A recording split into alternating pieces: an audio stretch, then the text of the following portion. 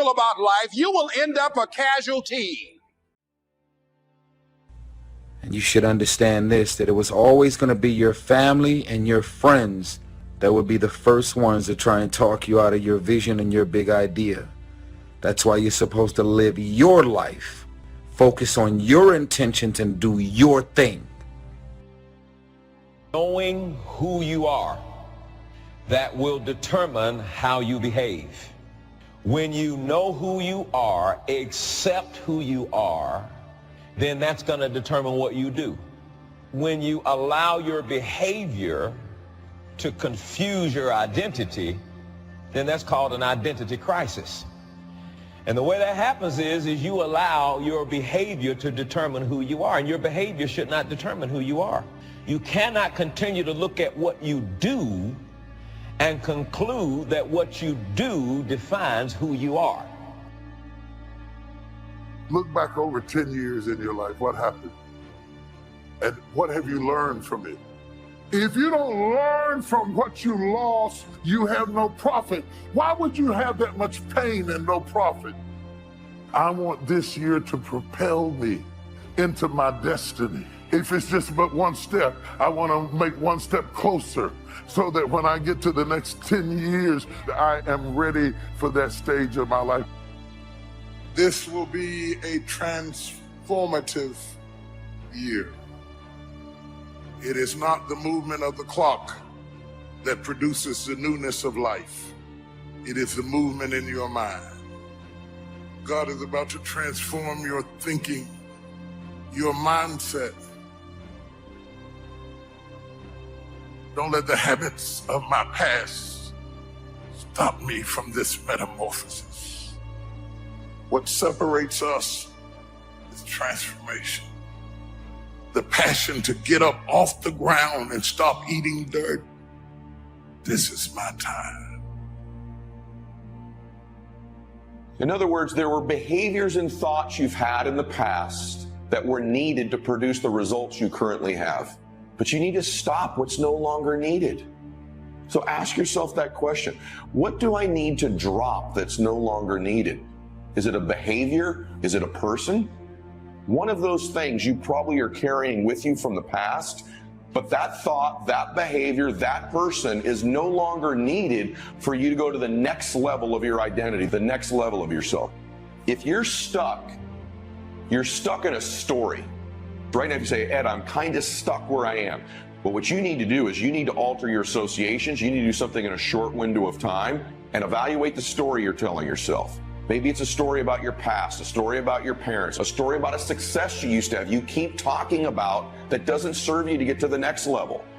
Every second you spend in that old story about what you've achieved, some business you had, every time you live in that story, you're stripping time and focus from the new story. What's the old story you keep repeating? Maybe it's not a success. Maybe it's a failure that you've had. You can't take that old story into the new identity. What's your new story? Who are you now? See, here's what's amazing. At any point in your life, you can just decide to write a new script. And guess what? You and God control the script. Listen to me. At any time you want, you can simply decide to be a new character. Stop telling the old story. Here's the truth. Nobody cares. And that old character you keep playing is the very thing that will prevent you from becoming this new version of you. Just awareness of the power of identity puts you in the 0.1% of all the people on the spinning earth right now. Becoming is not about arrival, it's about the journey. We're committing to the journey. We're committing to the process.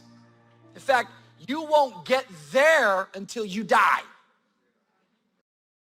There are moments that try the human soul so violently that if the truth were told, all of us have had moments that we wanted to throw up our hands and walk away. Because I believe that, what that tells me is that while I'm becoming, I'm gonna face problems. Did you know it's totally possible to be struggling and becoming at the same time? Some of you in this room, you're struggling But just because you're struggling hasn't stopped you from becoming. Our problems do not overshadow our purpose. Our weaknesses do not discount our work, and our deficiencies definitely do not delay our destiny. We have to learn how to work our weakness. Someone say, work your weakness.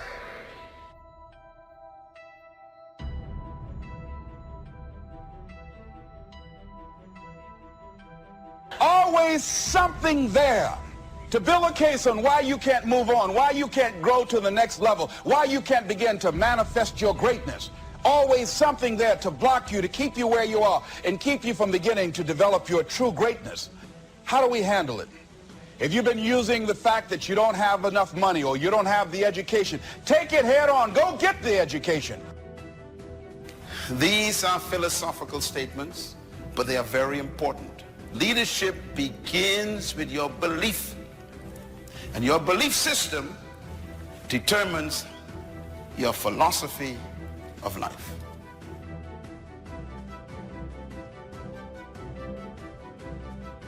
Build your self-confidence, and the greater and greater your self-confidence get, it minimizes the impact self-doubt has on us. You weren't born doubting. You weren't born discouraged. You weren't born thinking negative things about yourself.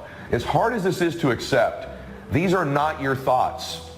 Those were thoughts that were placed in you and given to you by an external source at some time in your life. It could even be our parents. Maybe it was criticism you received as a little one that you may not even remember to this day.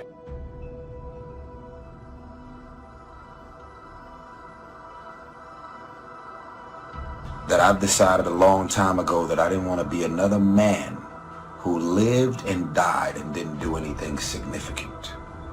There's so many of y'all that are running around that are connecting whatever your concept of what life and love and happiness is to this thing that doesn't exist. And so in your mind, you're not living until you get to that.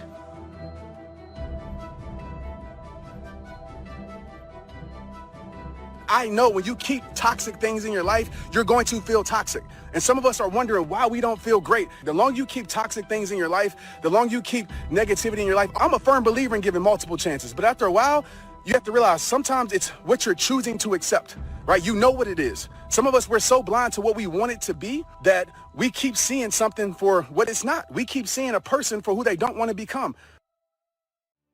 I don't care what they done said to you. I don't care what the verdict is. I don't care what the haters say. Prayer changed things. You need God. Don't you think I got here without him. I've needed him every step of the way. If it wasn't for God, I wouldn't even be standing here today. I'm telling you right now, you need God. Quit being ashamed about it and worrying about who looking. Go somewhere by yourself today and tell God you need some help. They doubt the whole world is going to make it. But I'm asking you not to pick up all those doubts. I'm asking you to have some faith, have some courage, believe, drive your doubts into a small corner. Don't doubt the future. Don't doubt the extraordinary gifts that your distributors bring to your organization. Don't doubt that. Don't doubt the possibilities. And here's the most important one of all. Don't doubt yourself. So you've got to decide, wait. Even if things don't work out, even if I experience defeat or failure, that does not make me a failure. It's a difference between failing and being a failure. If things don't work out, if you don't produce the results you want, that's all. But don't confuse who you are with the results that you produce. It's impossible for you to have continuous success without having self-discipline in your life. And my greatest challenge as a leader is your greatest challenge as a leader. And that is every day keeping people climbing. Because they don't want to climb. They want to coast to success. They want it to come to them. And they just kind of hope that if they're at the right place at the right time, something wonderful will happen to them. It won't. When you still carry your history, you are afraid of success because you may lose your friends who ain't going nowhere. Very subtle problems. Your attitude is so powerful. It creates your atmosphere. It also is a source of your natural lifestyle. If you're going to change your life, you got to change your attitude. Like, here's the bottom line. Your belief system is the source of your attitude.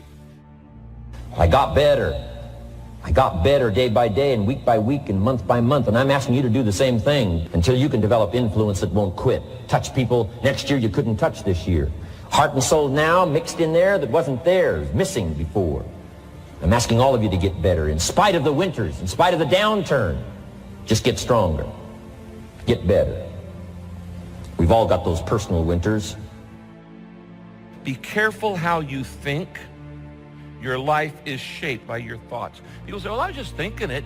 Well, you don't realize how important the thought is. The power of your mind, the power of your thoughts has tremendous ability to shape your life for good or for bad. And if you accept the thought, if growing up somebody said to you, you're worthless, you're no good, you don't matter. If you accepted that fact, whether it was right or wrong, it shaped your life. Spring is not a guarantee of a harvest in the fall and the autumn. Harvest on. Here's what you must learn to do. Take advantage. Take advantage of the spring. Don't just be faked out by the spring because the nice weather has come, the winter's finally passed, the spring is here. I'm telling you, that's not going to do it for you. Just because the spring is here, it's not going to do it for you. You got to seize it with your own two hands. Opportunity mixed with challenge. It's opportunity mixed with difficulty. We've got a chance to grow like never before, but I'm telling you, there's going to be many enemies that's going to try to prevent us. As soon as you plant the garden, the busy bugs and the noxious weeds are out to take it, and you've got to learn not only to nourish your values, you've got to learn to do battle with your enemies.